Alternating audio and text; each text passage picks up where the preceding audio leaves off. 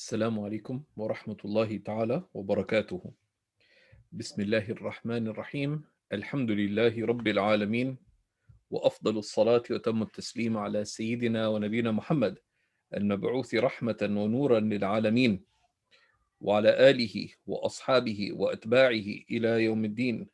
اللهم فقهنا وعلمنا وألهمنا وأصلح أمرنا يا رب العالمين. Alhamdulillah. In our lessons on Imam al-Khadimi's manual of the attainment of taqwa and the pursuit in form and reality of the prophetic way, the Tariqa al-Muhammadiyya, the path of the Prophet Muhammad sallallahu alaihi wasallam, we are looking at the blameworthy traits of the heart and how to rid oneself of them as part of our striving bi'idhnillahi ta'ala to attain taqwa, right? Because the locus of taqwa is the human heart, right? The locus of taqwa is the human heart.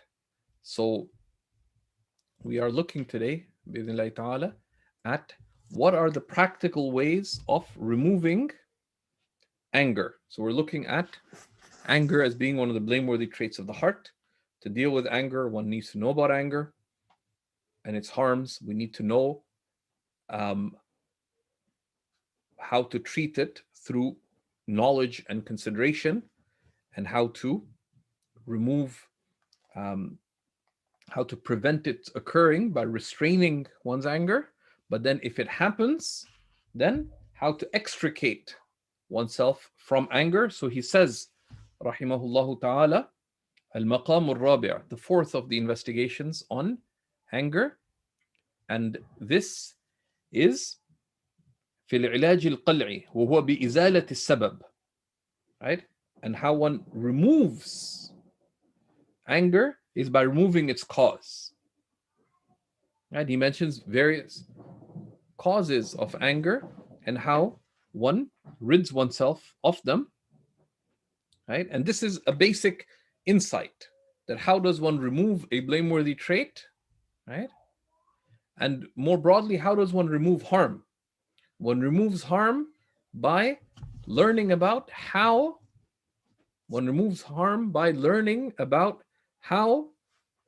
the harm arises, the sabab. Right? And that requires knowledge and it requires consideration. And you remove the harm. You remove the harm. So he says, but by removing the cause of the anger, وَهُوَ الْحِرْصُ عَلَى الْجَاهِ, and that could be avidness for prestige, وَالتَّكَبُّرْ, or arrogating oneself, or conceit. وَصَاحِبُ هَذِهِ الثَّلَاثَةِ يَغْضَبُ بِأَدْنَى شَيْءٍ يُوهِمُ نَقْصًا فِيهِ, right? And the person who has these three qualities, avidness for status, or arrogance, or conceit, they are upset if anything would even indicate any belittling or diminishment of them. مما لا يغضب به غيره عادة, even in ways that others would not be upset. So, they wrote something online. So someone said, by the way, this is not correct. Right? Now, there's reasonable things to say that, could you explain, please? Right, etc. That there's reasonable ways of response. There's good ways of response. But there's bad ways of response. The worst ways of response is to get upset. وَعِلَاجُهَا سَبَقْ, and the treatment of these three, right? That anger arising from love of status, arrogance, and conceit, we have taken previously. Right? And then he mentions other causes of that result in anger, so one avoids those things happening, right? Those things happening, and this has two things: avoid angering others, right? Because you want for others of the good that you want for yourself, and likewise you don't want to. So just as you avoid being in a situation where anger would arise from you, like especially if you know that you're struggling with one of these causes, right? So you avoid being in a situation where that's manifest, but also, and this is particularly important in close relationships, like with a spouse, a parent, a teacher, right? That there's some things that upset them, then don't do those things, right? Don't do those things. So he says, وَالْمِزَاحُ وَالْهَزْلُ وَالْهُزْوُ وَالتَّعِيرُ وَالْمُمَارَاةُ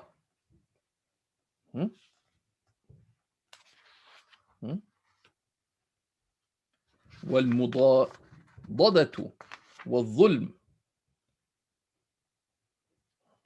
بالقول كالكذب عليه والغيبة والنميمة والشتم بالفعل كالضرب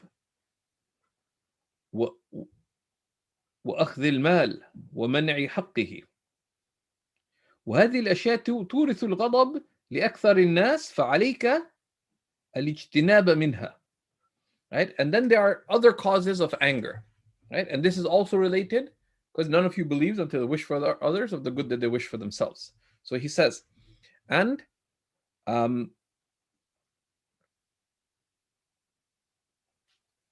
joking with people, right?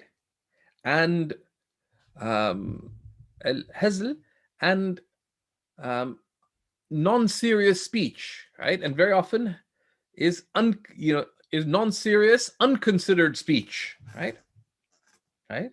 So someone starts a project, so you just say, it's probably going to be just another failed project. And it gets them upset because they put a lot of effort into it, right? So I didn't mean anything, right?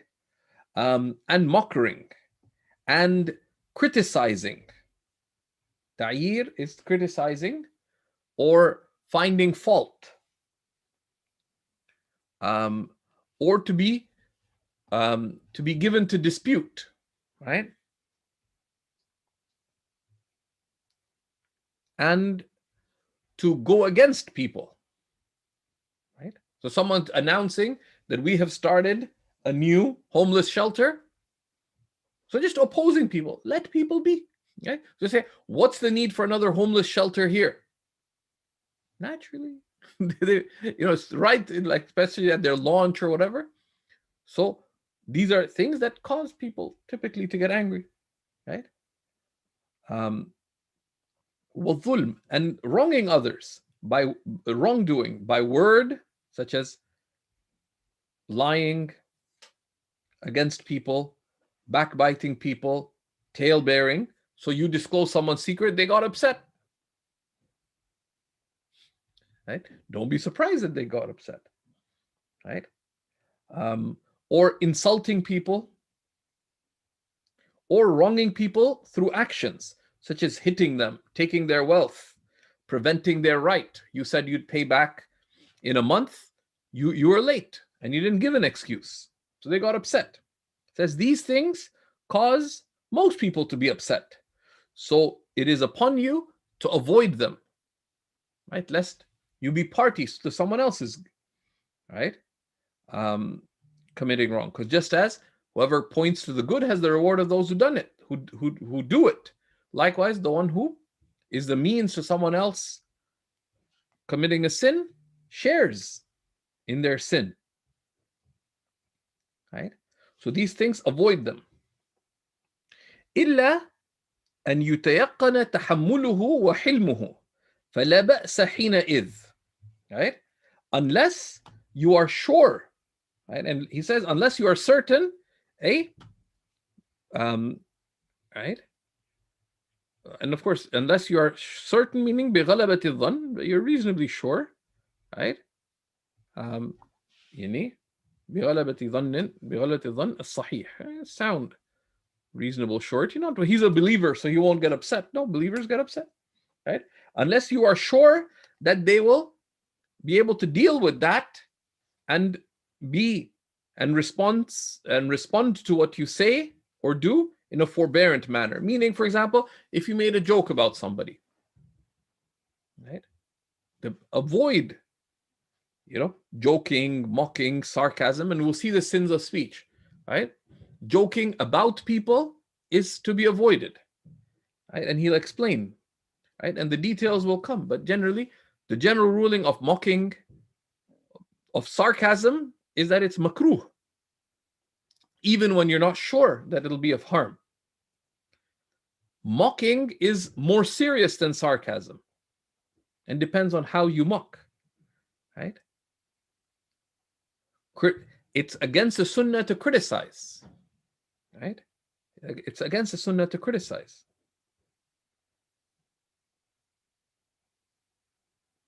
Right? It's against the sunnah to find fault. The Prophet ﷺ didn't find fault in things, let alone finding fault in people. Alayhi salatu wasalam. Right? But when you are sure that the person will be able to bear it and will respond in a good way, then he says, فَلَا بَأْسَ حِينَئِذ, then there's nothing wrong with it. بِمَحَلَّ مِنْهَا, of that which is permitted, of sarcasm or jest and so on, but قَلِيلًا, but only a little bit. Right? وَأَمَّا إِذَا صَدَرَتْ, right? قَلِيلًا, why? Because people, like there's, sometimes, jokes between friends and stuff.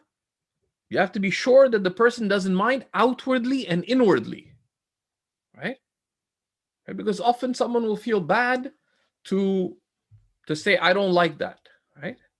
A lot of people, out of adab and so on, they might not tell you that they mind, but they do. So don't, right? So therefore, don't be optimistic, right? That, they don't mind. Why? Because they didn't say anything. No, they might just feel embarrassed to be, to express that, but it hurts them or it could cause them to get angry. They may have reason to get angry, right? You mock them, etc. And this goes back to general principles of our religion. كُلُّ الْمُسْلِمِ عَلَى الْمُسْلِمِ حَرَامٌ. Everything of a Muslim is inviolable for another Muslim. دَمُهُ وَمَالُهُ وَيَرْضُهُ. Their life, their wealth, and their honor. So if one does it, right, it should be a little bit. You have to be sure that the person won't mind. It should be with the truth and only a little bit. Because if it becomes a lot, then most people would not like that. Right?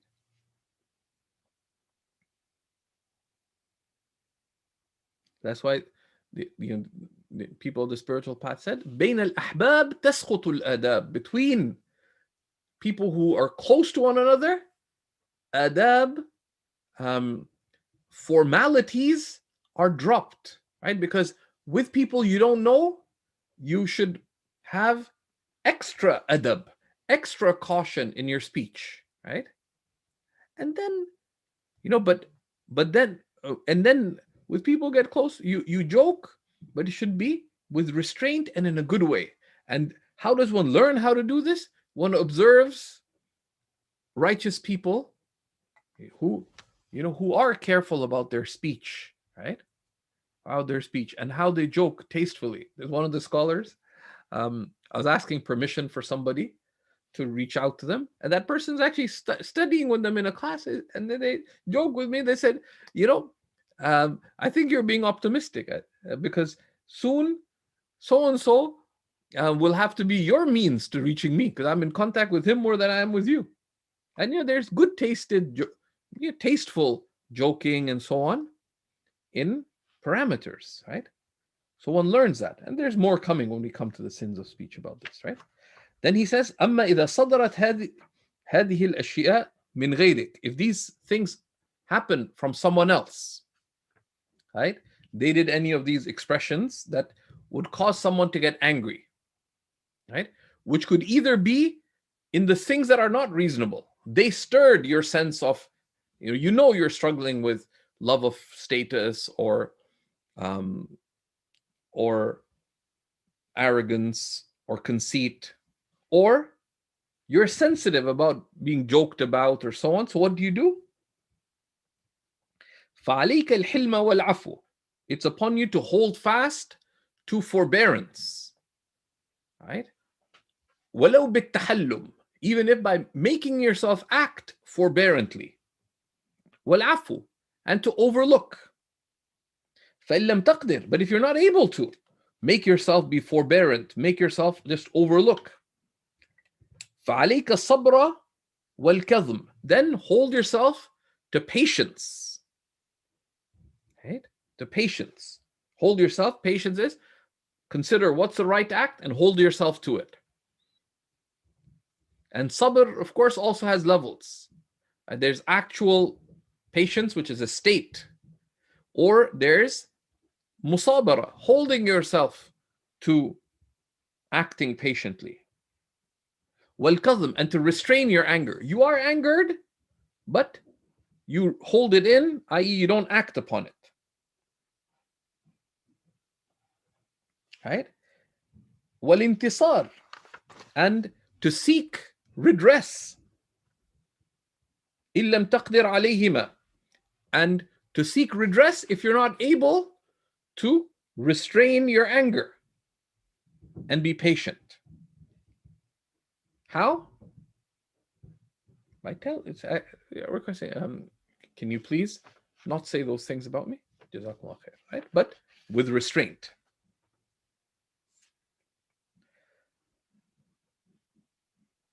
Right?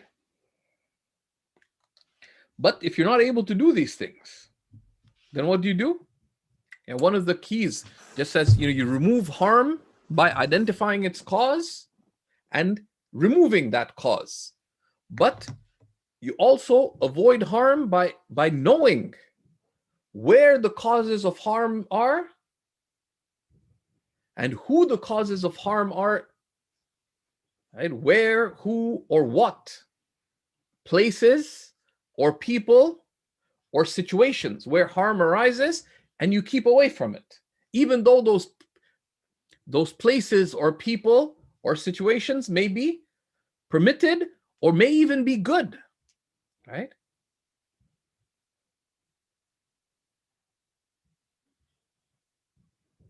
So he says, so if you're not, فَإِن لَمْ تَقْدِرْ عَلَيْهِمَا, if you're not able to restrain your anger and be patient, فَلَا تَذْهَبْ وَلَا تَجْلِسْ فِي مَظَانِّهَا, then don't go to nor sit in the places where you might get upset, right? So you have, let's say, you put on a pandemic, you're in the state of pandemic plenty, right? You've put on 30, 40 pounds, and when you go for a walk in one route, you always run into the uncle and auntie walking, says, MashaAllah, looking so round these days. Now, you know that if you walk that way, going to run into uncle and auntie, they take a walk at the same time, it upsets you. And you fear that you may say or do something that is, or you might get angry and act in an angry way. Just take a different route, right? So avoid the harm. Or if there's a topic that causes, somebody likes joking about stuff, then don't go into that topic, right? So don't go to physically or in conversation, nor sit where the causes of anger are likely to be manifest. فَإِنْ وَقَعَتْ بَغْتَةً فَفِرْ فِرَارَكَ مِنَ الْأَسَدِ, and if these things arise unexpectedly, then flee from them as you would flee from a lion, right? So, for example, you are wary of, you get very upset when people are talking about religious topics without knowledge, and you get unreasonably upset. So they start talking about religious topics. And you know you're going to get upset because you feel they're disrespectful, this and that. If you can't correct it in the right way, then disengage. Disengage. Okay? Now, one of the practical ways of disengagement is change the topic. Right? If you're there and you need to be there, family gathering, whatever, disengage by changing. But one is change the topic. That's a simple way of fleeing from the matter, is by simply getting the topic changed. Usually you can talk about. Usually you can talk. Change. Something even if you're not interested. They say the haram can be lifted by the fudul, right? You can lift the haram bil fudul, by the useless, right? So you may not be interested in certain topics, but they're not interested in what you're interested in, or at that point they may not be interested. So you say, seen any good documentaries recently?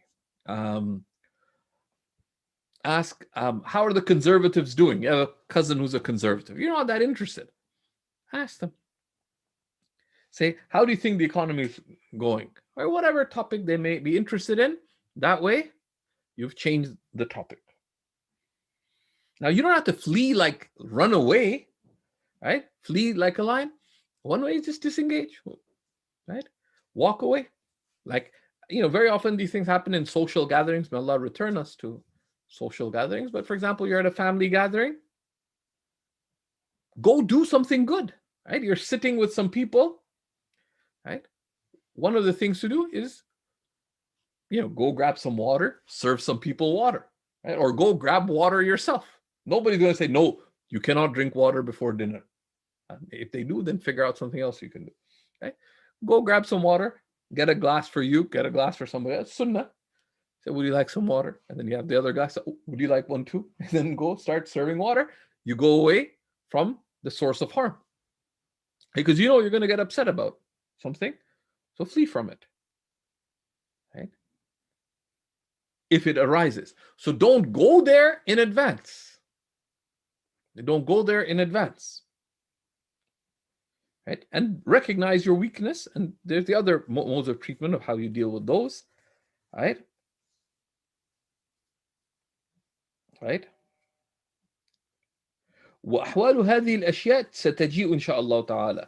Right? And how to deal with these matters, like the sins of speech and so on, will come in their due time, inshallah.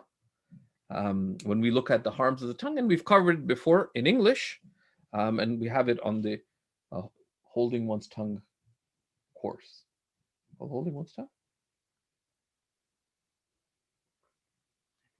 Yeah, it's one of the on-demand courses. Seekers. And he says, وَمِنْ أَشَدِّ بَوَاعِثِ الْغَضَبِ عِنْدَ الْجَاهِلِ, and of the strongest of causes of anger in the presence of an ignorant person, نِسْبَتُهُمْ إِيَّهِ, is saying that they're ignorant. Right? عفوا تسميتهم إياه شجاعة ورجولية وعزة نفس وكبر همة وغيره وحمية حتى تميل النفس إليه وتستحسنه وقد يتأكد ذلك.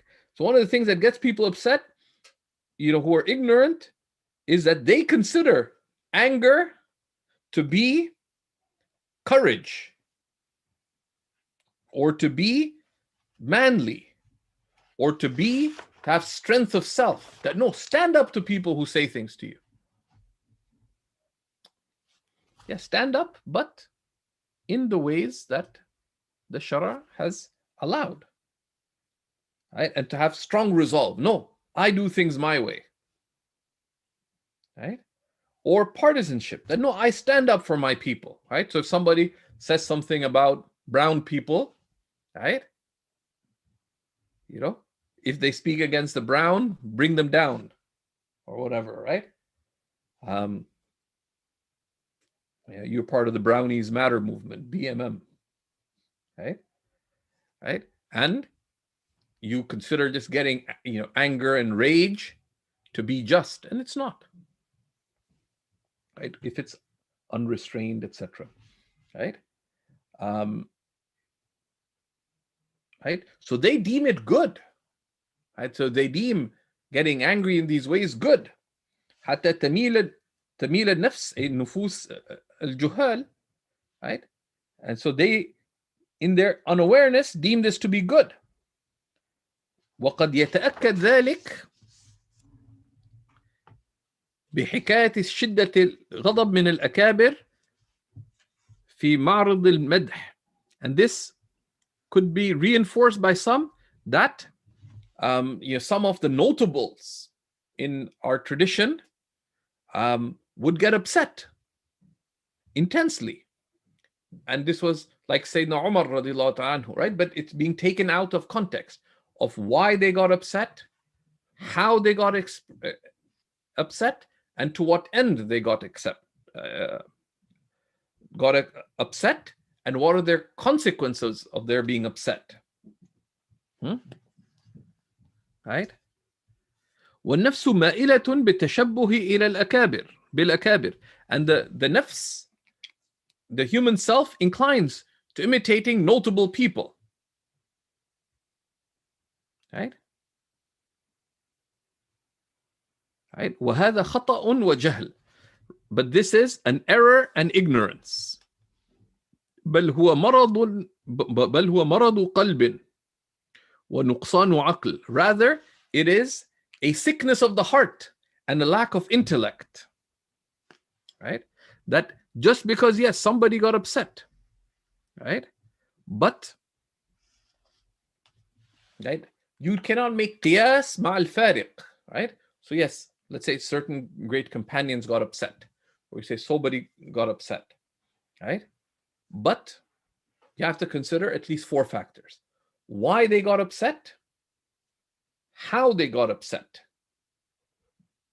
to what end they got upset, and what was their consequence of their upset. Right?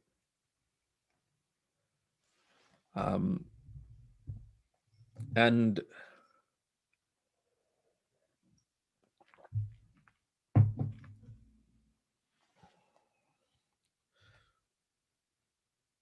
but so he said this is a sickness of the heart and lack of intellect. He says, ألا يرى أن المريض أسرع غضبا من الصحيح. It says, do you not see that the sick person becomes angered more quickly than the healthy person? وَالْمَرْأَةُ مِنَ الرَّجُلِ. And that a woman gets typically angry more quickly than a man. Right? وَالشَّيْخُ مِنَ الْكَهْلِ. And a mature person, the shaykh, right, gets the mature person gets angry more quickly than the elderly person, right? Because the elderly person, they become weak, so they don't have the energy to get angry, right? So this is one of the things, right, that some people get upset because they mistake acting out of wrongful standards, right? That I'm being brave, I'm being strong, I'm being manly, I'm standing up for myself, etc. And they get angry in the wrong ways. And that does not justify it, right? But rather, this is a type of compound ignorance. And saying, well, there's other people who are strong. No, right? Right? And that's why it's important to learn about what is rujula. What does it mean to be manly? What does it mean to have futuwa, to have to have chivalrous strength, right? Right. ومنه الأمر بالمعروف والنهي عن المنكر. And from the things that get people upset is commanding the good and forbidding the wrong. Again, wrongfully. So here, right? So somebody has a good reason to, like, so commanding the good and forbidding the wrong requires anger, right? But what kind of anger? Positive anger, right? Which is to have that inward drive that when something is displeasing, you are moved to act. But positive anger is when there's something wrong or something dislikable by the standards of religion, religion and reason, you say that's not correct. But you direct yourself to it. Why? For the sake of Allah, because this is displeasing to Allah, or this is not acceptable, or to protect your right or the right of another. But why? Why? How do you act? To what end do you act? And what are the likely consequences, right? Positive anger is for the sake of Allah, right? Done in a manner either acceptable to Allah or pleasing to Allah, right? Or beloved to Allah. Towards that which is genuinely good, right? So it removes the harm, but does not cause harm. That is how commanding the good and forbidding the wrong is. That you remove the harm, but you don't cause a greater harm, right?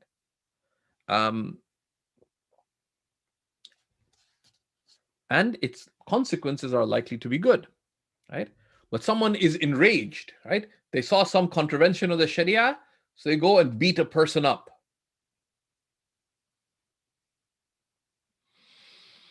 Right? And he said, and this is one of the most common reasons why religious people get angry. So he says, خصوصا إذا كان بالحدة والعنف, especially if you command the good and forbid the wrong with sternness and harshness. وعدم الإضافة إلى الشارع, and you don't ascribe it to the lawgiver, right? I'd rather, that you command the good by saying that Allah subhanahu wa ta'ala has commanded us to pray on time, right? So you better pray on time, right? Right? Why? Because you said so, right? Right? وَفِي الْمَلَأ, or if you do it in public, because you stir someone's anger in that way.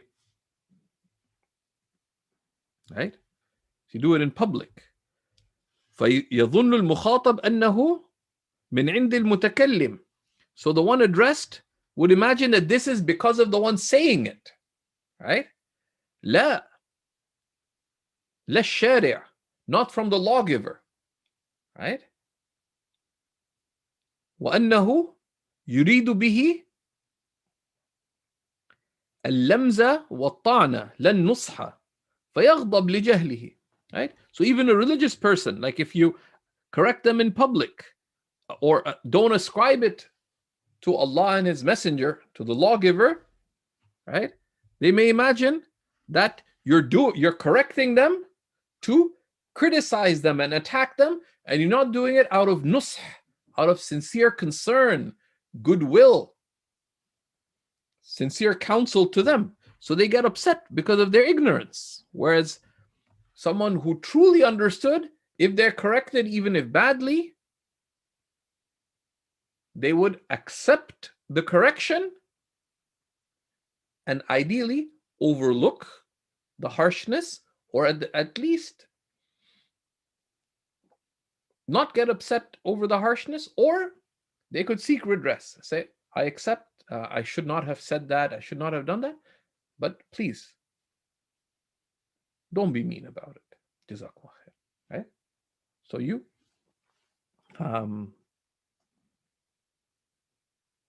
وعلاجه, and what's the treatment for people getting upset by the commanding of good and forbidding of the wrong? التكلم باللين والرفق, is to speak with gentleness, right? With softness and gentleness. And that's the nature of the believer, right? That even when you command the good, you are firm. You don't, if something is wrong, you correct it. even if it's awkward. But you do it gently, right? We used to have class at the Umawi with Shaykh Muhammad Jum'a, hafidhahullah ta'ala, and anybody did anything clearly wrong, he would stop the dars and go and correct them. And sometimes be a bit annoying, right? And so tourists used to come, right? So once some tourists came, and they'd put on these cloaks. So they put the cloaks, and they'd be holding their shoes because they'd be scared for their fancy shoes, right? So yeah, they're trying to take pictures. They put the shoes down. Shaykh Muhammad will stop the class, go, right? And you stand. He'd be, clear about it. He pointed to. He didn't know any foreign language. And he just point to lift him, and then nod and go away. To be firm but gentle. Right? Sometimes he was feeling a little more, expansive. He put his hand on his chest and give a hint of a smile with his nod. But he was faqih by temperament. His smile was in public would be quite restrained. Right? So that's one. To correct with gentleness, right? To correct with gentleness, right? And in the commentary, there's some beautiful examples, and he quotes from Nisab al-Ihtisab, which is a beautiful work, right? Right? And they mentioned the beautiful case of Al-Hasan al-Hussein, radiallahu ta'ala anhuma, right? Who once went out to the desert, and they saw an elderly person making wudu, but doing so really badly. Like, so in a manner that was wrong. So they had to correct him, right? So he said, but this is an elderly person. How can we tell him that you don't know how to make wudu? He might be upset. So they discussed together what they should do. And they went to him, and they were young, Sayyidina al-Hasan and Sayyidina al-Hussein. So they went to the elderly man with great respect. They said that they went to him and said that, Ya Shaykh, look at us. Which of us understands wudu better? So one made wudu, and then the other one made wudu, right? And the Shaykh looked at them, and then he says, both of you make wudu really well, but I don't do it properly. So I have learned from you, right? I've learned from you how to make wudu. So they corrected him, right? But this is the thing. And Imam al-Safarini, in a brilliant work of his called Ghidha'u al-Albab, Sharh Manzumat al-Adab. If I go over there, there's a volume floating around. Or over here, on this pile, on the armrest.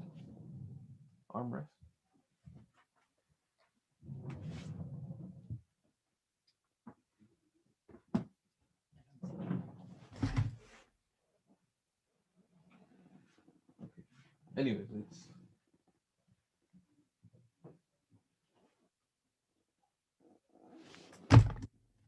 the other pile on the armrest. So armrest. Yeah. So غذاء الألباب شرح منظومة الآداب. Like from السفاريني. And there's a edition of Dar al-Bashair al-Islamiyya that's very good. It's an amazing work, right? And anyways, there's two Hanbali books that every non-Hanbali student of knowledge should read. One is Al-Adab al-Shar'iyya of Ibn Miflih, and there's an edition with Sheikh Shu'aib Arnaout's critical edition, and there's a beautiful foreword as well. Sheikh Shu'aib with some very good points in it. And the other is Imam Muhammad ibn Ahmad al-Safarini, who died 1188 after the Hijrah, his commentary on Manzumatul Adab. And it's multiple volumes, but a treasure chest of points of benefit. That one of the sensitive things is when you have to balance between the respect due to elders, particularly parents, but also scholars or anyone elder, because you have an obligation to be respectful of them, and you also have an obligation to command the good and forbid the wrong. You have to fulfill both rights, right? So, and likewise, there's examples of how to correct a child and so on. One of the examples is how the Prophet ﷺ corrected Umar ibn Abi Salama, right, the son of Salama, who was hungry, and when the food came, he attacked it with both hands and was eating from all over the plate. The Prophet ﷺ said, "Ya ghulam," "O child," right, and that's a term of affection, right? "Ya ghulam," "O dear child," "Sammillah," name, begin in the name of Allah. وَكُلْ بِيَمِينِكَ, and eat with your right hand. وَكُلْ مِمَّا يَلِيكَ, and eat from what's in front of you, right? And that's gentleness, right? That you correct. He's saying you did 3 things wrong, but you correct with gentleness, right? With words and acts expressive of that. And another of the ways of dealing with that is, right, وَالْإِضَافَةِ إِلَى الشَّارِعِ, right? And to ascribe it to the lawgiver. Don't say, don't do that. Explain what Allah and His Messenger have said about it, right? And most people have respect of that, right? فِي السِّرِّ إِنْ أَمْكَنَ, and to do so in private whenever possible. And even if they're in public, right? You could tell them privately, right?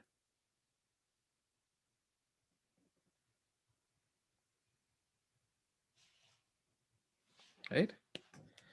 وَتَعَلُّمُ الشَّرَائِعِ, right? And to teach divine guidance to them, right? Sometimes you notice, and now there's a useful point regarding commanding the good and forbidding the wrong. The ulama say, you command the good and forbid the wrong when the point is pertinent, right? So if someone's about to drink or they're drinking, then you must forbid the wrong. But if someone's already drunk, right, then you have to correct them. You don't have to do it immediately. If they already drank, the action's done. So there, of course, you shouldn't delay correcting them, but there you could, for example, take them aside or whatever. And even in a public context, you could take the person aside, right? But here we're not looking at all the rulings of commanding the good and forbidding the wrong, but just to do it in a manner that wouldn't unreasonably get the person upset, or by teaching them the ruling, right? And teaching them the matter, which is why you need a person of knowledge needs to know not only the rules, but also the fada'il and the hikam, right? The virtues and the wisdoms, right? To have a body of guidance, right? That would help make the rulings of Allah and the limits of Allah make sense to those addressed, which it also requires frequently knowing how to explain that ruling according to the mindset of the one addressed.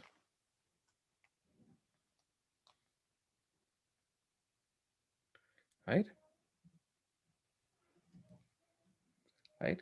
So then he says, so that's if they don't know.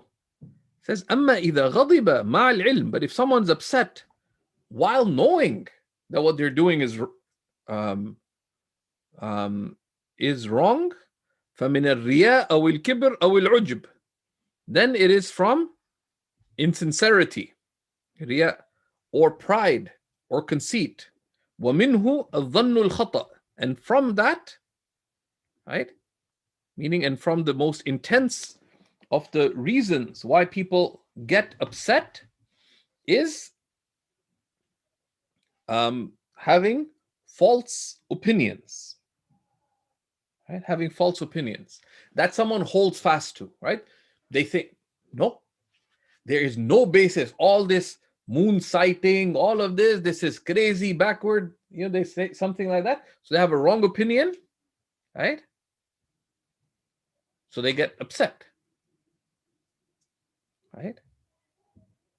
And that's often a type of compound ignorance that requires addressing with wisdom, right? ومنه الظن الخطأ وعدم فهم مراد المتكلم.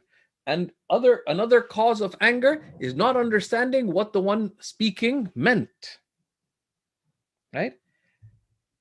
You could have said something clear, but to the person you said it to, it may have been conveyed in a manner that they got offended by and upset by,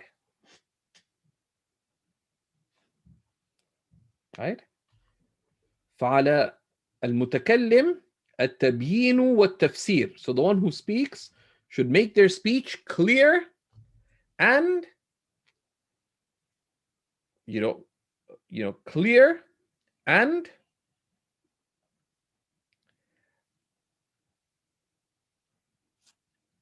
explain it out, right? And explain it out.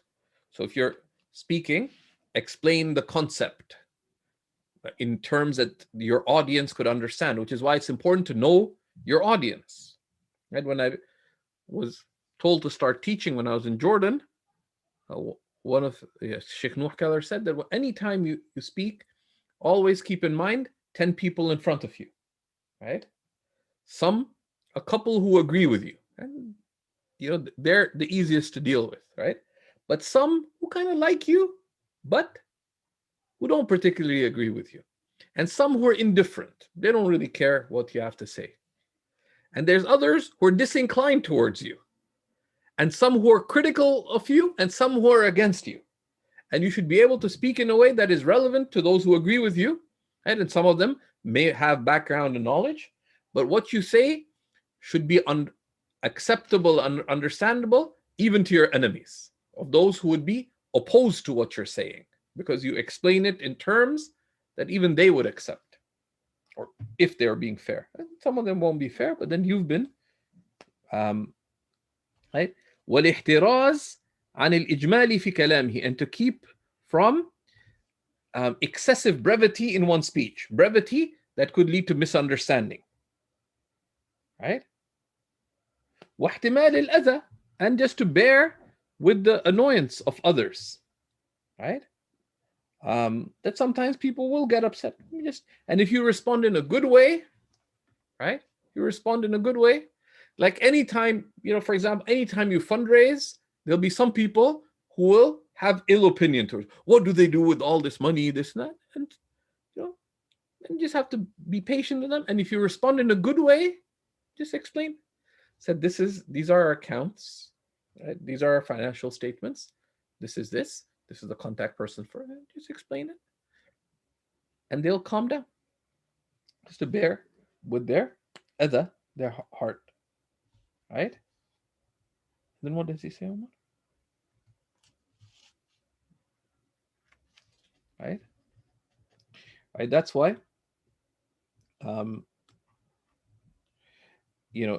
the commentator quotes that the one commanding the good and forbidding the wrong needs 3 qualities. Gentleness, right? Right?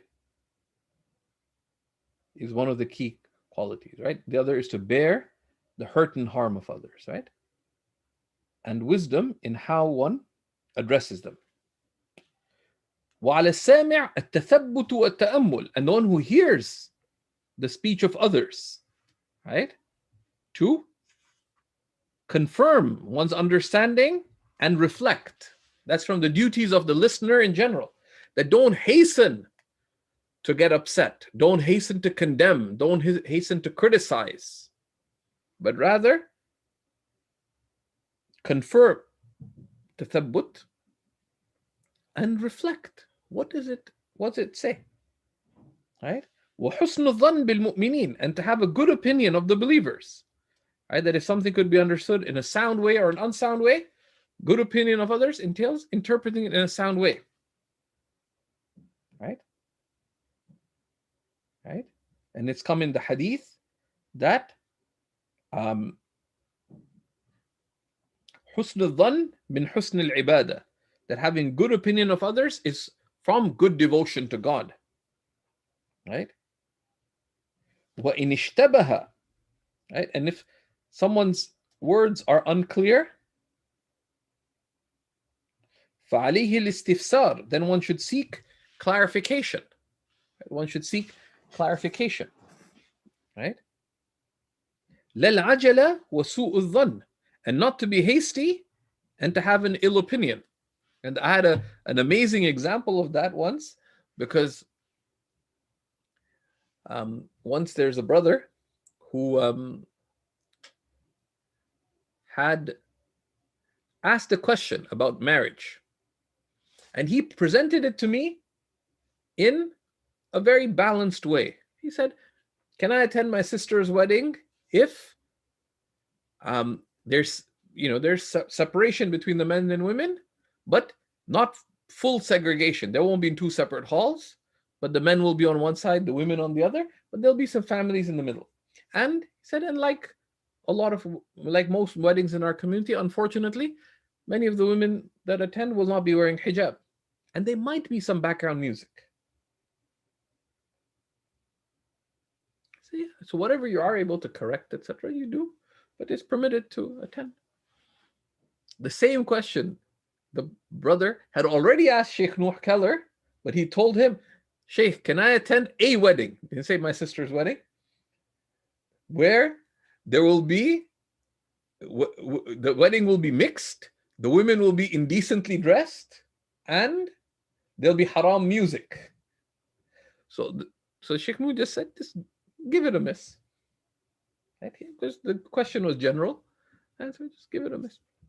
So then the brother reaches out to Shaykh Nuh with my answer and said, Shaykh Faraz says it's fine. So when Shaykh Nuh read that, he called me right away. Right? How could that be fine? Right? To go to a mixed wedding where the women will be indecently dressed and there'll be haram music. And Shaykh Faraz says it's fine. But he called me, right? He called me. And he was so surprised. He got the time difference wrong. It was actually 3 a.m. I was sleeping for once. And it was in the attic of an old home in a small town in Connecticut. In 3 of the most weird days of my life, but that's a separate story. He said, Assalamu alaikum, this is Nuh from Nuh calling from Amman. Walaikum assalam. Now, if you don't know what to say, just repeat Alhamdulillah. I was just waking up, like, what's going on? I was kind of cold because I was wrapped. I just had my fall jacket. I was in a warm jacket, and it's really cold. There's no heating in the room that they put us up in. And we're sleeping on the ground on our computer bags without jacket, like with our jackets as our. It's kind of cold and waking up. So Alhamdulillah, Alhamdulillah, Alhamdulillah. That helps you wake up. I said, Sayyidi, I got this question. The person asked this, and this is what I responded. And they said, he said, they said that you said that it's fine.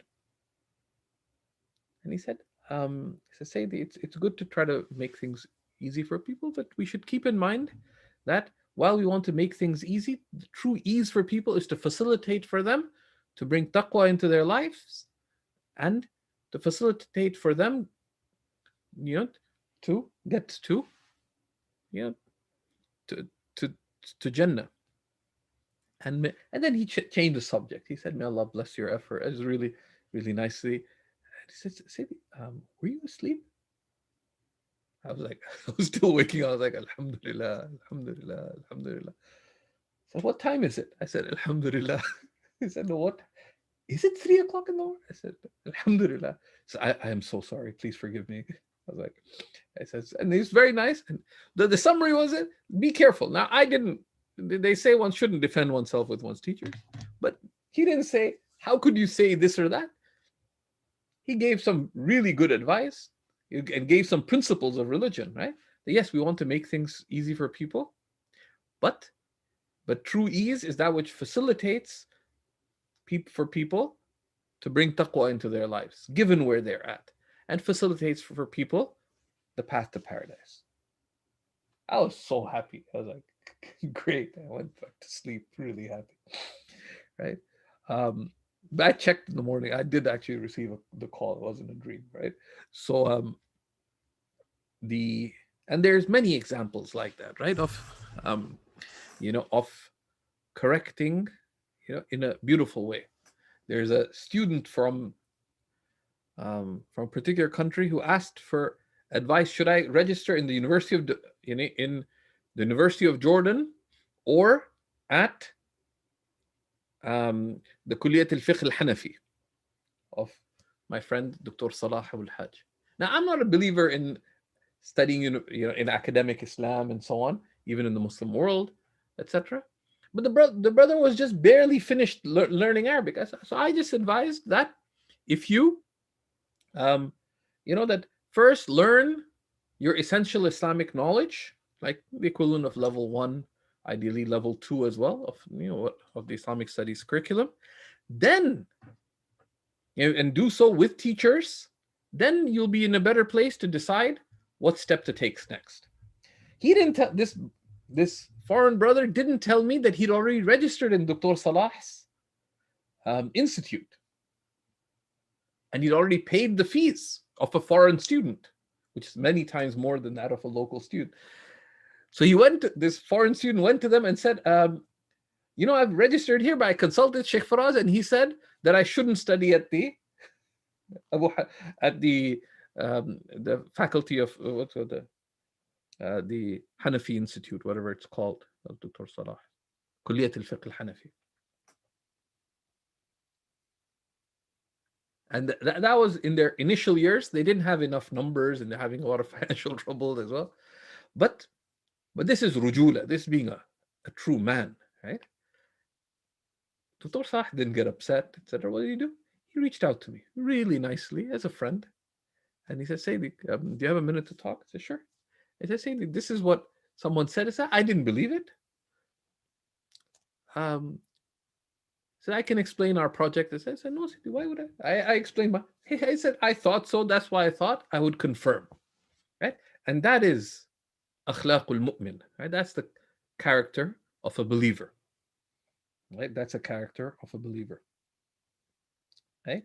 So to clarify, lal ajala wa su'u dhann, not to be hasty, nor to have ill opinion. And that's if you hear something from somebody or someone says something that you don't understand. Right?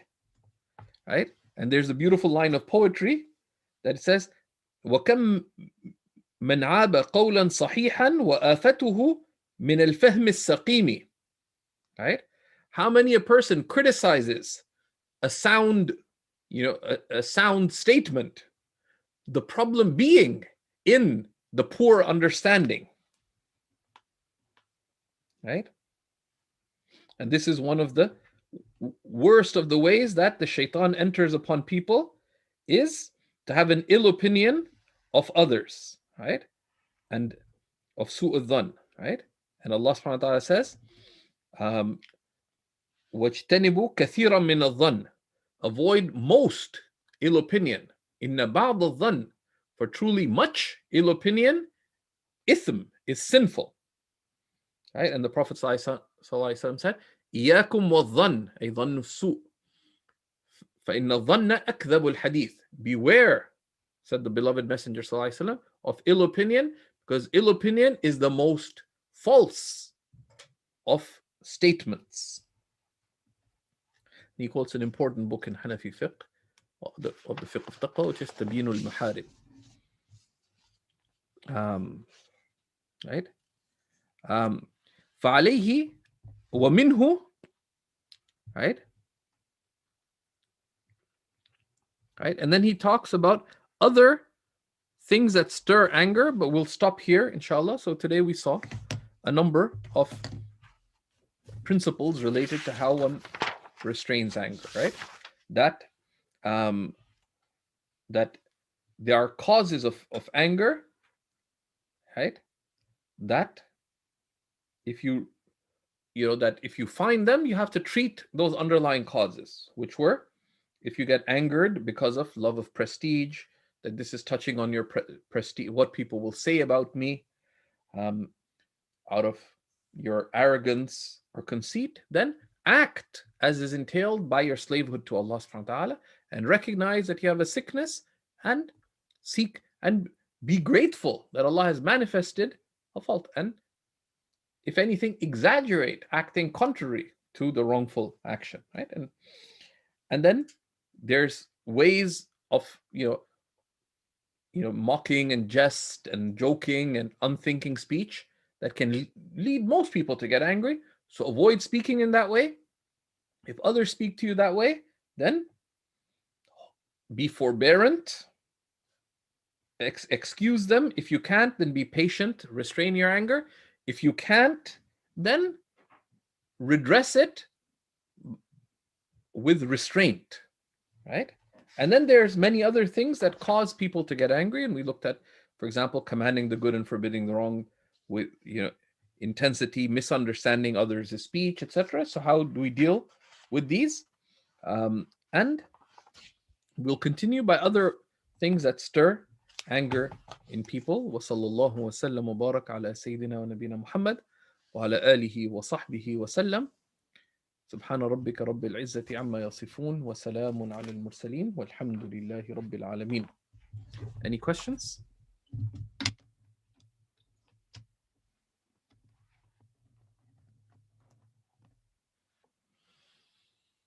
Okay, so we'll stop here for today. I have a question. Go ahead. Thank you. I was just wondering about sometimes when one may need to correct somebody, it seems like there are two different broad ideas about it. Either some people prefer to do it immediately as it's happening, especially if it's like something pertaining to Quran or Hadith, as they believe it is something very important and it should be accurate. There are others that would prefer to wait and correct it privately and just leave it upon that person to rectify it later on. I tend to like the second way. I was just wondering what your recommendation would be. Yeah, so it depends, right? One is, like practically, for example, there's a subtle error in someone's mentioning a Quranic verse, right? Most people wouldn't catch it. They're not doing hifz, for example. There's difference. Like, let's say there's a qari teaching the kids the verse wrong, right? Right? So there is some harmful consequence, right? But if someone, they say, Inna Allah Sami'un Alim, just Sami'un Basir, right? And they just mention it, like istishhadan, nobody is memorizing it, they're not tulab ilm, this and that, right? So there you correct them afterwards. Like, you wouldn't interrupt the khutbah, say, yeah, Shaykh. Someone quotes the hadith, it's in Bukhari, but the hadith of the 70 istighfar, the 100 istighfar is in Sahih Muslim. The narration of Sahih Bukhari is 70 istighfar. So it's a subtle mistake. Nobody's sitting in the khutbah, writing it down, and so on. So those kinds of errors are best made outside. Like, that it won't affect anybody directly. It's unfortunate. And in that, like if somebody knows a little bit about hadith, a lot of times people misquote hadith, etc. But there's also the consideration there's a greater harm, right? So that one would correct by raising awareness. And if the asl is that if someone made a mistake publicly, they would correct it publicly, right? Even if it be so generally, people, it's better to do it after the fact. But there could be things that are so grave, right? They're so grave that they're misguiding somebody, right? Then that's a different matter, even in a khutbah, right? And I've asked several shuyukh, like if someone's speaking falsehood in a khutbah, and if it's fi dairatil khilaf, you let it be. But if it's clear misguidance, right? And unfortunately, sometimes there's things like that, then they said, get up and correct them. I said, that's serious. So what? If someone's insulting your father, you just sit there? I said, no way. I said, they're insulting the Messenger of Allah, sallallahu alaihi wasallam, or they're speaking ill about the deen of Allah. right? It says, or do it right after, right? So that, but one should consult, right? Especially if one finds oneself in certain situations. The other is that if one's not able to do anything about it, like one finds if you go to a particular masjid, there's different harmful things, then choose somewhere else to go, right? So, but generally, yeah, the inclination to do it indirect, unless there's manifest harm in not doing so, right? They quoted a hadith, like, there's many people, this is why the ulama wrote books, al-hadith al-mushtahira ala al-sunnah. Someone says, the Prophet ﷺ said, man arafa nafsahu arafa rabbahu. Now the ulama say decisively, like we don't, the ulama say, لا أصل له من حديث رسول الله. It has no basis as a hadith of the Prophet ﷺ. All the books that talk about al-hadith al-mushtahira say that. But the words are in themselves correct. This is a common problem. So it's not fine, but if one finds the occasion to tell the person privately, etc., then they benefit. And then you find there's some people who are deeply appreciative of that. Great. There's others who may not, and alhamdulillah.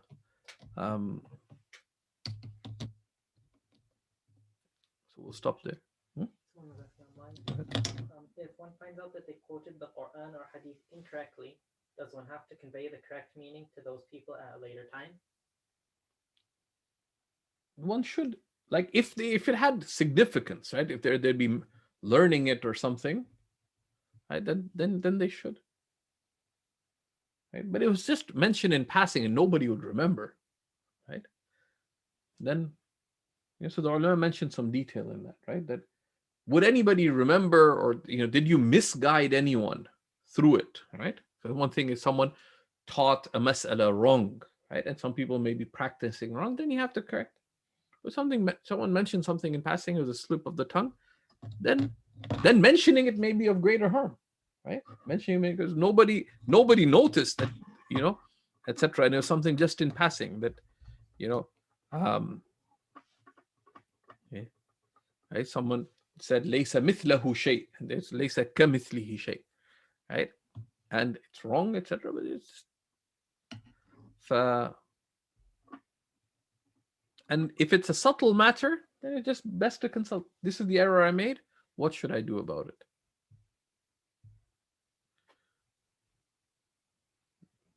Any other questions? Okay, well, sallallahu ala sayyidina Muhammad wa ala alihi wa sahbihi wa sallam.